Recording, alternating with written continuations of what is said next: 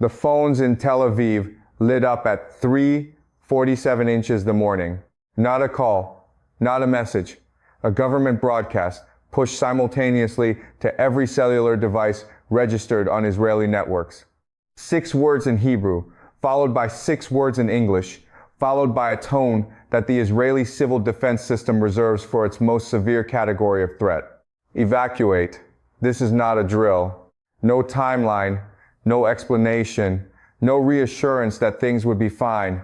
Just leave. In the hallways of the Kiryat Israel's military headquarters complex in the heart of Tel Aviv, the lights had been on for 4 consecutive days. Senior IDF officers who had not slept in 36 hours were standing in front of screens, showing satellite imagery that, when they first saw it, caused several of them to ask the intelligence analysts to run the assessment again. Not because they doubted the technology, because the human mind resists certain conclusions until it has been forced to accept them more than once. What those screens were showing was this.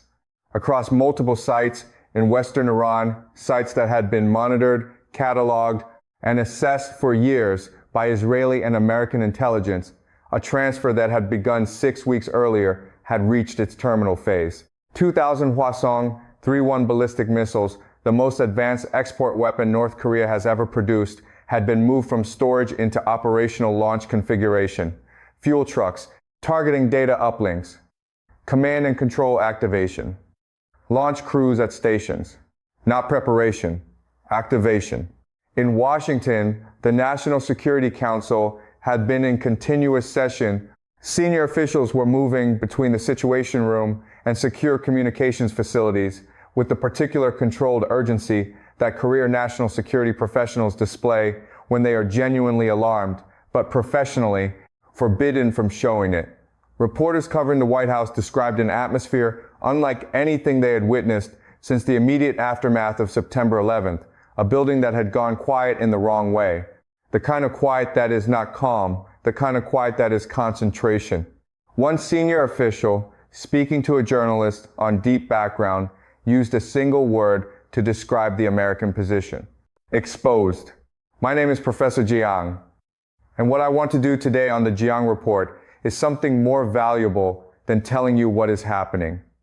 I want to tell you why it is happening, how the world arrived at this exact moment, what the activation of 2,000 North Korean missiles on Iranian soil means for the architecture of global security, for the future of American power, for the state of Israel, and for every person on earth whose life is touched by the price of oil, the stability of financial markets, and the question of whether the rules that have governed international behavior since 1945 still mean anything at all.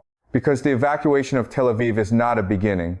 It is an arrival, the destination of a journey that began years ago in Pyongyang laboratories, in Tehran strategic planning sessions, and Washington policy failures, in the slow erosion of a world order that too many people assumed was permanent. Nothing about this was inevitable. Everything about this was chosen. And understanding the choices who made them, why, and what they reveal is the only way to understand what comes next. That is what we are here for. Let us begin. In the next 50 minutes, we are going to cover this crisis from every angle that matters. We will examine what it means strategically that Iran has not merely acquired 2,000 Hwasong-31 missiles, but has now activated them. That distinction is not semantic. It is the difference between a deterrent and a weapon in use, and the activation sequence that intelligence agencies have detected tells us something profound about Iranian intent that pure hardware analysis cannot.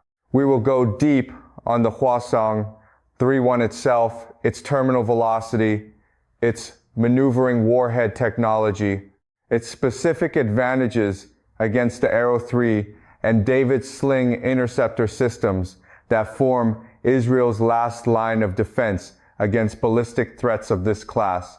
We will analyze the Tel Aviv evacuation, what it means militarily, what it means politically, what it tells us about the Israeli government's private assessment of whether its own air defenses can handle what is coming.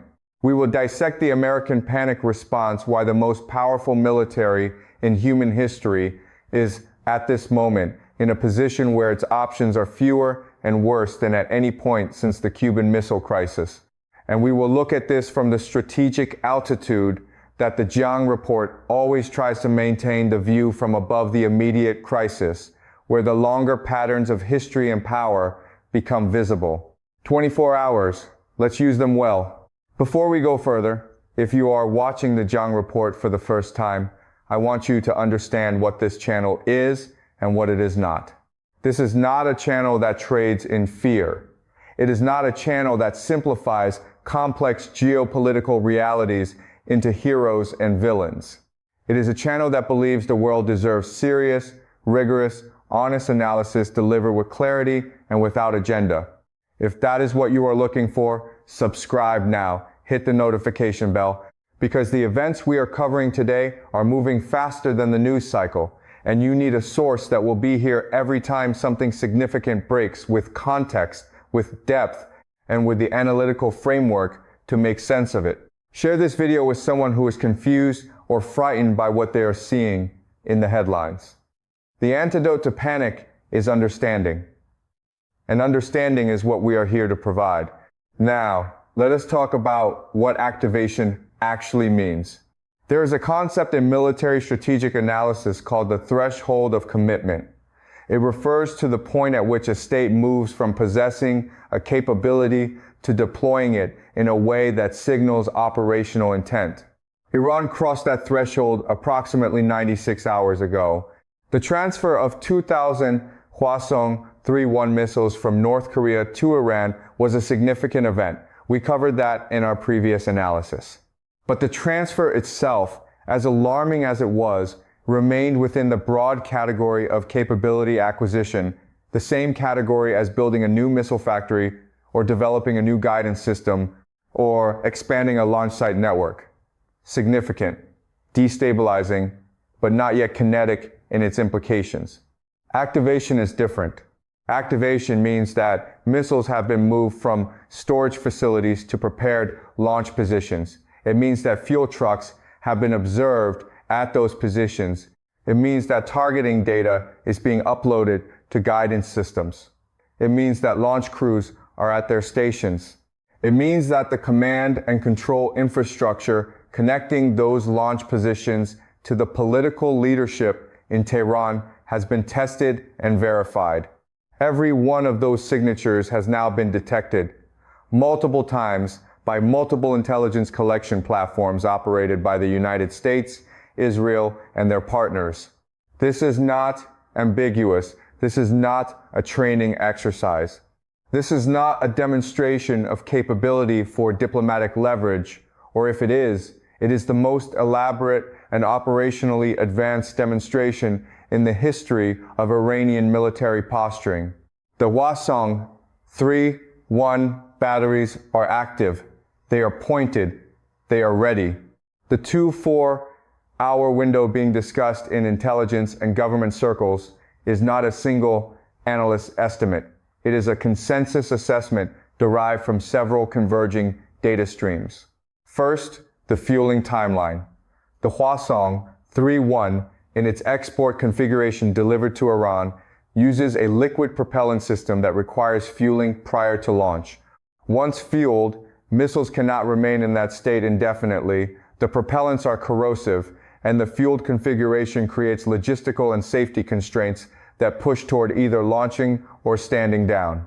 Based on the observed fueling activity, analysts have calculated a window within which Iran must either launch or begin the complex and observable process of defueling, which would be visible to satellites and would constitute a significant de-escalatory signal. No defueling activity has been observed. Second, the communications pattern. Signals intelligence has detected a specific pattern of communications between the Iranian Supreme National Security Council, the Islamic Revolutionary Guard Corps Missile Command, and the forward launch positions, a pattern that in previous Iranian missile operations has preceded launch authorization by approximately 18 to 30 hours. Third, the political timeline.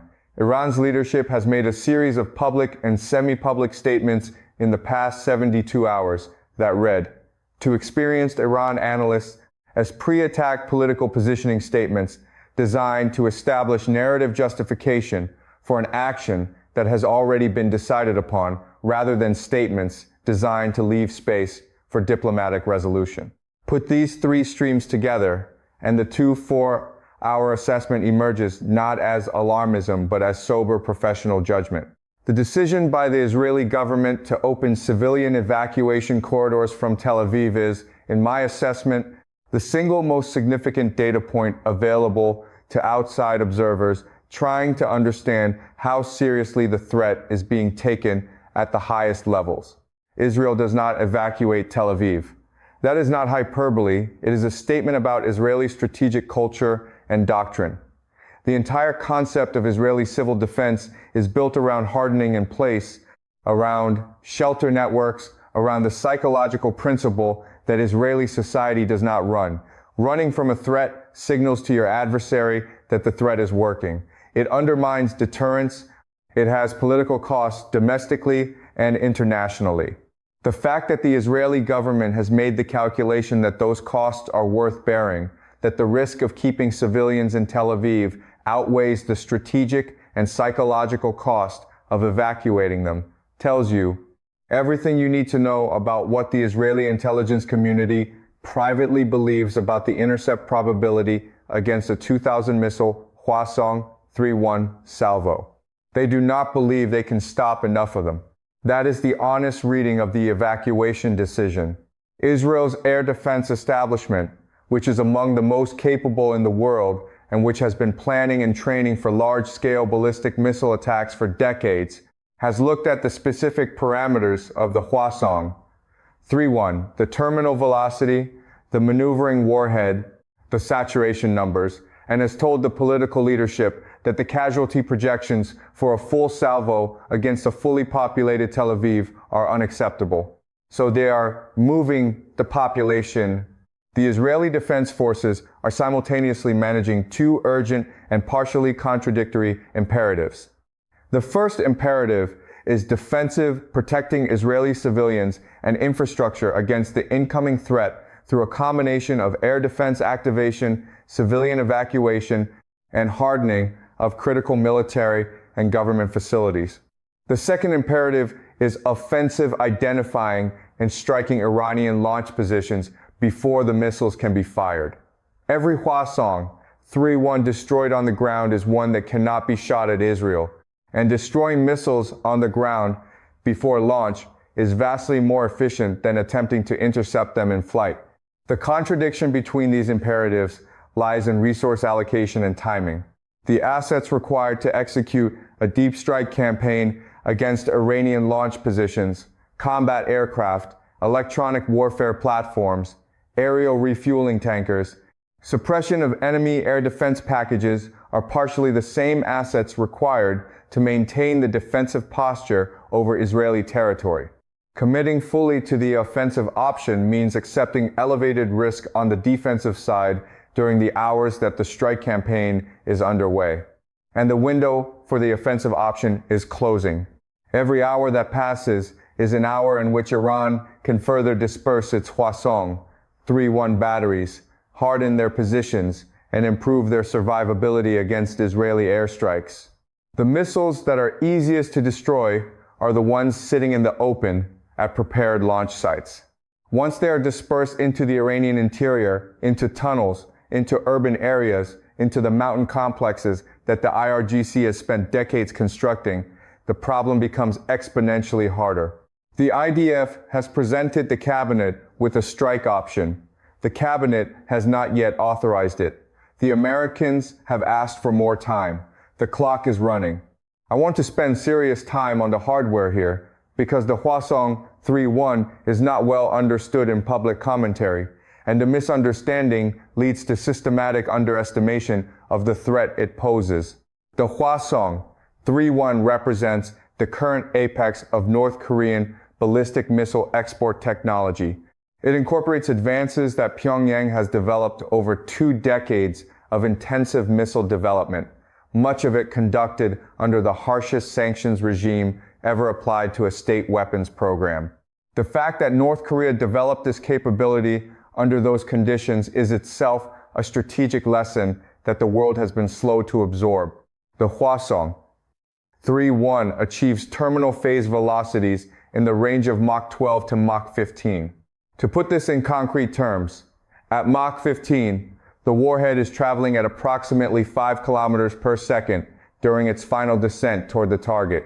The Arrow 3 interceptor, which is Israel's primary system for engaging ballistic threats in the exoatmospheric and upper endoatmospheric phases, has a closing velocity envelope that was designed and optimized against earlier generation Iranian missiles, primarily the Shahab series and the Khorram-Shah variants, which have significantly lower terminal velocities.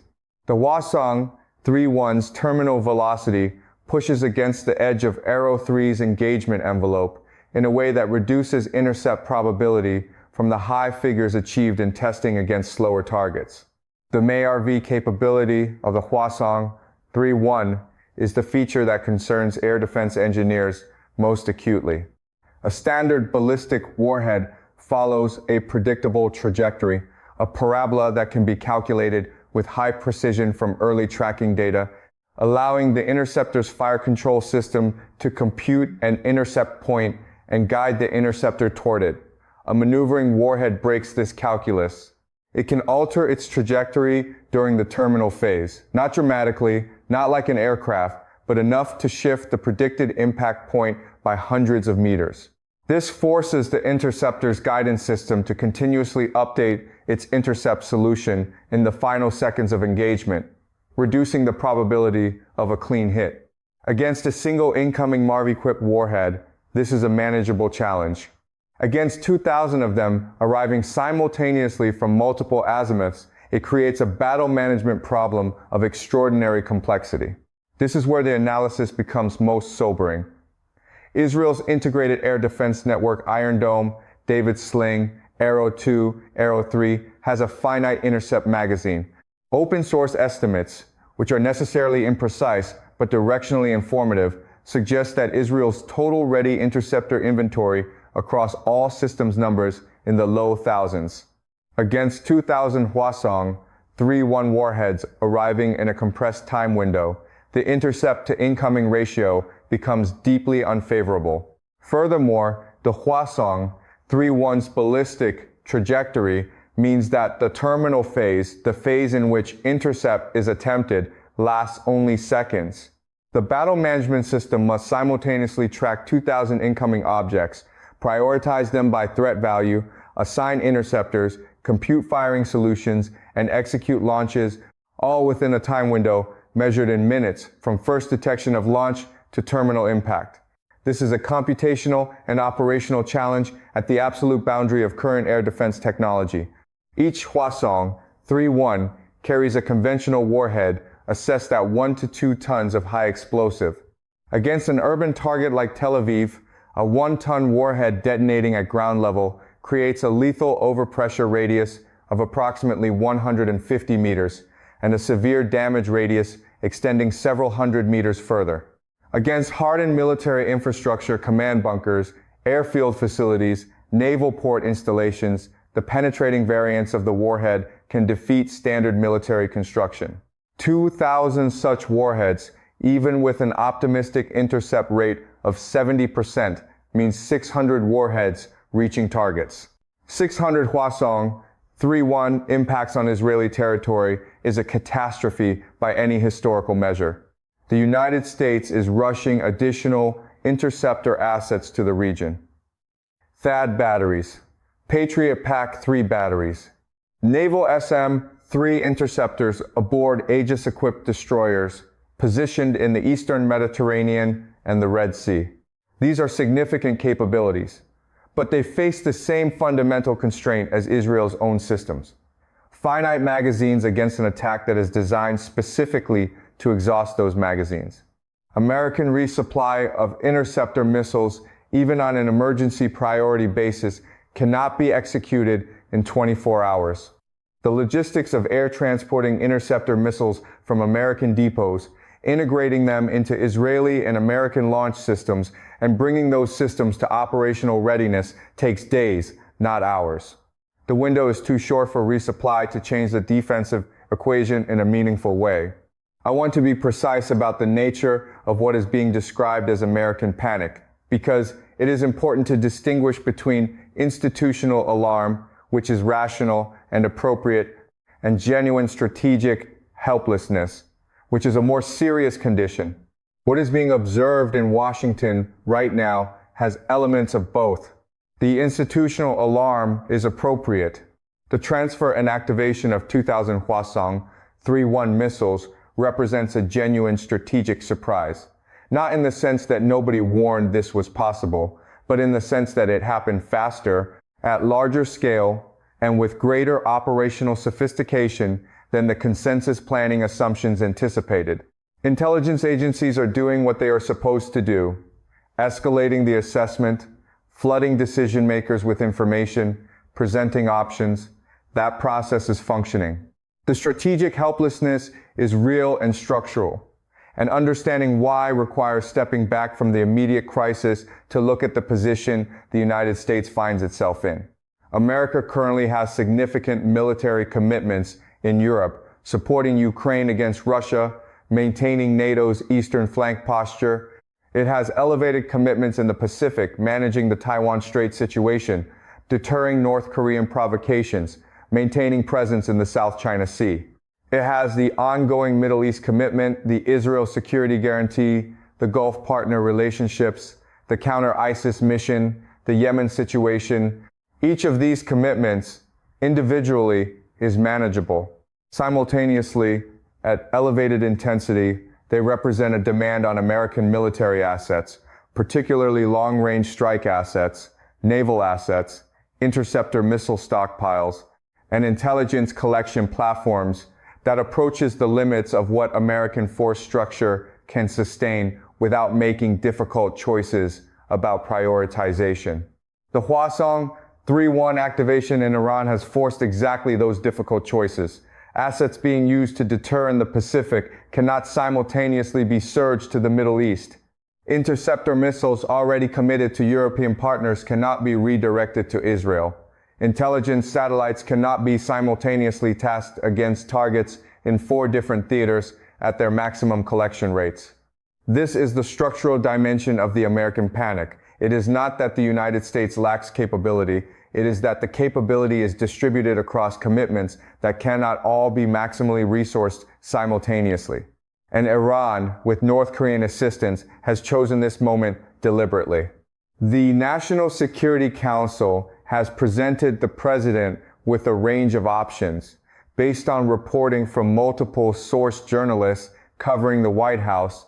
Those options include the following categories: intensive back-channel communications to Tehran through intermediaries Qatar, Oman, potentially Turkey, offering a combination of sanctions relief, security guarantees, and face-saving formulations that might induce Iran to stand down from launch readiness. This option is assessed as having low probability of success in the available time window, but it costs relatively little to pursue in parallel with other options and preserves the possibility of avoiding kinetic conflict. A U.S.-led strike campaign targeting Iranian Hwasong-31 launch positions, command and control infrastructure, and supporting logistics. This option requires significant force commitment. The carrier air wings, B-52S, and Tomahawk batteries, already repositioned to the region, are the primary strike assets. It carries high escalation risk. It requires overflight permissions or will require suppression of Iranian air defenses en route, which is itself a major military operation. And it requires a level of targeting intelligence-specific GPS coordinates of all 2,000 missiles that may not be available with sufficient precision to achieve the necessary destruction rate.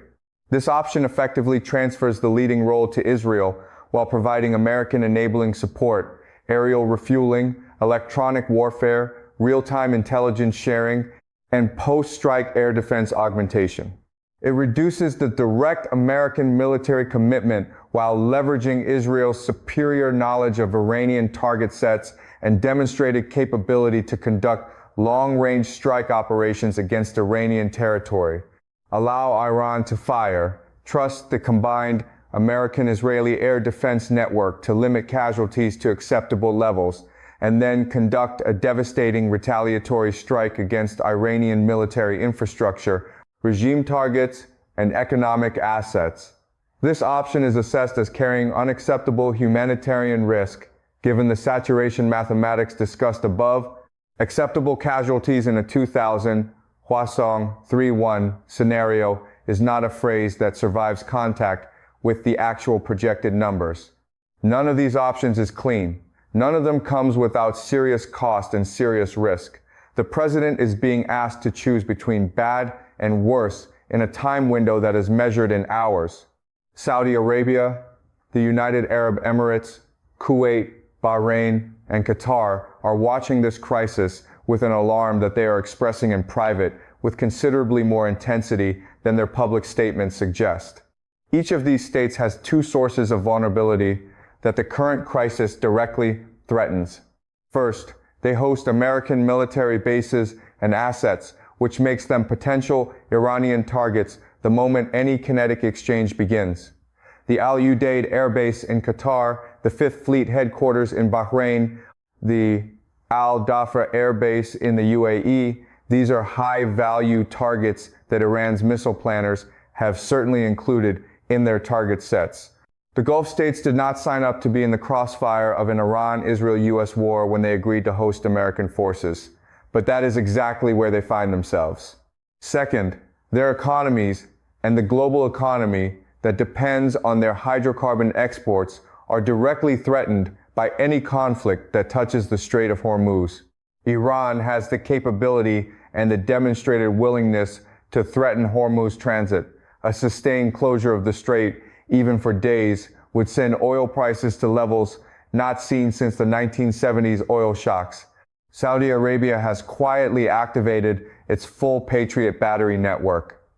The UAE has moved its air force to elevated readiness. Bahrain has requested additional American naval assets. These are not states preparing to fight. They are states preparing to survive. I have spent considerable time in this analysis on hardware, logistics, and operational details. Now I want to turn to the question that is, in many ways, more important than any of those. What does the Iranian leadership actually believe it is doing? Because Iranian strategic decision-making is not random. It is not driven by irrationality. The men who sit in Tehran's Supreme National Security Council are sophisticated, educated, long-experienced strategists who have been playing a very long game against the United States, against Israel, against the Gulf states for 4 decades. They do not make moves of this magnitude without a calculation. The question is what that calculation is. The most serious analysis I have encountered argues the following. Iran's leadership has concluded, based on its assessment of American domestic politics, Western war fatigue from Ukraine, Israel's internal divisions, and the demonstrated ineffectiveness of sanctions, that the cost imposition capacity of the Western alliance has peaked and is declining. They believe, in other words, that the West's ability to punish Iran for aggressive action has reached a ceiling that Iran can now afford to push against. The Hwasong-31 activation is, in this reading, a test of that hypothesis. Iran is not necessarily committed to launching 2,000 missiles at Israel. It is committed to demonstrating that it could and to watching how the West responds. If the West responds with diplomacy, offers, and restraint, the hypothesis is confirmed and Iran has achieved a massive strategic victory without firing a shot. If the West responds with military action, Iran's leadership has calculated that they can absorb the strikes and retaliate in ways that make the cost of the strike unacceptably high. This is a dangerous calculation. It may be wrong, but it is not irrational. And understanding it is essential to understanding why diplomacy in the next 24 hours faces such a steep hill. Israel's strategic culture, as I noted earlier, is built on certain foundational principles. But those principles have always existed within a framework of capability. The belief that Israeli military capability, Israeli intelligence, Israeli technological ingenuity can solve the problems that Israeli geography and demographics cannot. The Hwasong-31 crisis is testing that framework in a new way. For the first time in Israel's modern history, the technology of a potential attacker has advanced to the point where the foundational Israeli assumption we can defend ourselves is genuinely in question. That is a psychological and political earthquake whose aftershocks will be felt long after this immediate crisis is resolved, regardless of how it resolves. The evacuation of Tel Aviv is not just a military precaution. It is a moment in Israeli national consciousness. A generation of Israelis who grew up with Iron Dome, who watched Gaza rockets get plucked from the sky on their phone screens, who believed that Israeli technology had made the missile threat manageable. That generation is being told tonight to get in their cars and drive north. That experience will reshape Israeli politics, Israeli defense priorities, and Israeli strategic doctrine in ways that will take years to fully manifest. Whatever happens in the next 24 hours, Israel after this moment is not the same Israel as before. I want to spend time on the perspective that receives the least attention in Western coverage of this crisis, but is from a long-term strategic perspective among the most consequential. China is watching the Hwasong-31 crisis with intense and focused attention, not because China is rooting for any particular outcome, but because the crisis is generating real-time data on questions that are directly relevant to China's own strategic planning. How does the American military perform under simultaneous multi-theater pressure? How do allied relationships, the U.S.-Israel relationship, the U.S.-Gulf relationships, the U.S.-NATO relationships hold up under acute stress? How effective are American air defense systems against advanced maneuvering ballistic missiles? What is the gap between American declaratory policy, we will defend our allies, and American operational capacity when the commitment is actually tested? Taiwan is watching too. The government in Taipei has been conducting its own analysis of this crisis since the first reports of the Hwasong-31 transfer became public, because Taiwan faces a version of the same fundamental challenge that Israel faces tonight. An adversary with overwhelming missile inventory, limited defensive intercept capacity, and a dependence on American support that may or may not materialize with sufficient speed. The Hwasong-31 crisis is, among other things, a live exercise in the questions that will define the next decade of international security.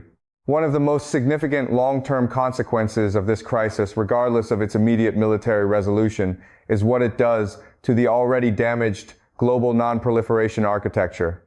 The transfer of 2,000 Hwasong-31 missiles from North Korea to Iran represents the largest ballistic missile proliferation event in history. It happened despite the most comprehensive sanctions regime ever applied to a state. It happened despite decades of export control enforcement by the most capable intelligence agencies in the world. It happened in a time frame 6 weeks that proved too fast for the international community to detect and interdict before the transfer was complete.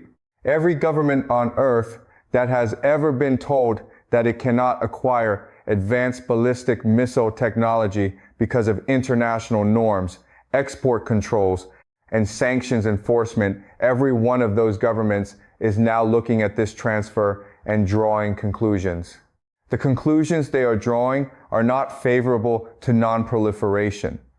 If North Korea can transfer 2,000 of its most advanced missiles to Iran, and the international community can do nothing to stop or reverse it, then the implicit bargain at the heart of non-proliferation, you forego advanced weapons.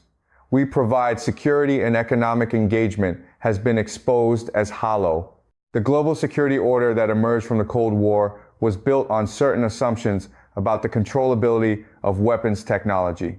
This week, one of those assumptions has been decisively falsified.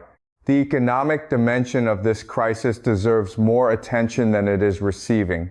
Oil prices have moved sharply upward since the activation of the Hwasong-31 batteries became publicly known. Brent crude has risen dramatically in 48 hours. Shipping insurance rates in the Persian Gulf have spiked to levels not seen since the tanker war of the 1980s.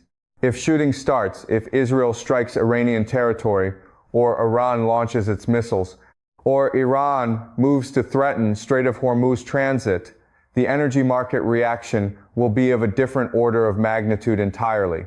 Analysts who study energy market stress scenarios are using the phrase non-linear shock, meaning a price move that does not merely reflect the supply disruption, but reflects the market's inability to price a scenario it has no historical reference point for.